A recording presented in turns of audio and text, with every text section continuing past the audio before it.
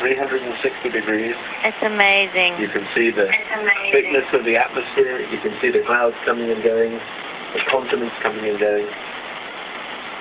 So here we are back in the cupola. Kay and I were there most of the day, doing various connections and fittings, and basically it's called module outfitting, getting the cupola ready for its permanent life here on the space station. This particular task was hooking up some water lines, and there's really tight connections and a very high torque that you have to do. So there's special tools that we have. They're pretty tough to get, just to be clear.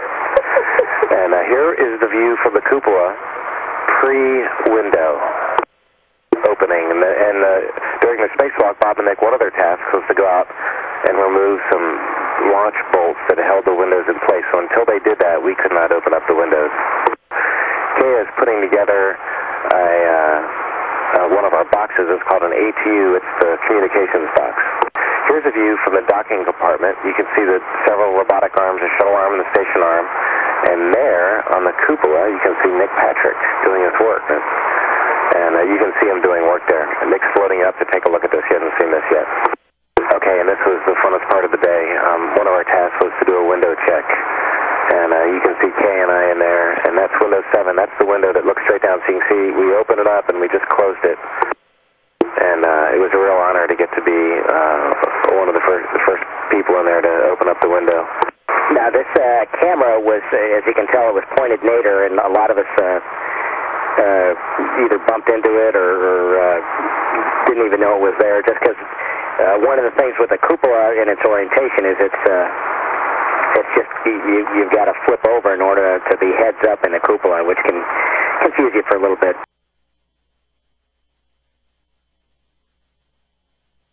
And Mike, here's a view of just sunrise from cupola. I think we did some footage here. The last one was the first time that we had all 7 windows open.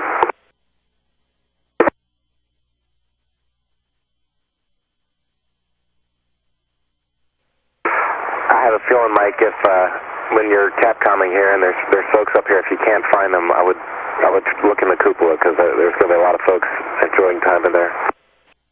And we're getting good video down here. Looks great. Excellent. Okay, I don't think this bears too much narration, other than it's really neat to stick your head out and look at the station. You can see the Progress, the Soyuz. You can see it right in the payload bay of Endeavour. You can see both robotic arms, the truss. You really get a sense that there's a whole big station around you. One thing about looking out through the cupola that struck me right away is that you don't get a view like that anywhere else other than EVA, and in some ways it can be even better, less restricting than being inside that helmet. For instance, in the EMU, you can't really look up at all, and you're quite restricted left and right also. And here's 360 degrees around and up, and all squashed in with the rest of your crew. So there's some elements that are like the EVA, and some that are maybe even better. There's a striking resemblance to the STS-130 patch there.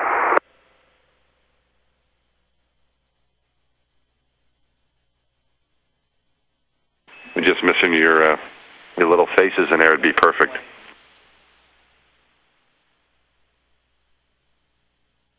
They're not so little or perfect. Sounds good. In cupola, it's really hard to do that because the Earth is below you, and you always have a sense that that's down. So that's the only place I found it impossible to get a sense of. That whenever you open your pocket in there, you feel like something's going to fall out of it. But of course it doesn't. It just floats there. So that's interesting.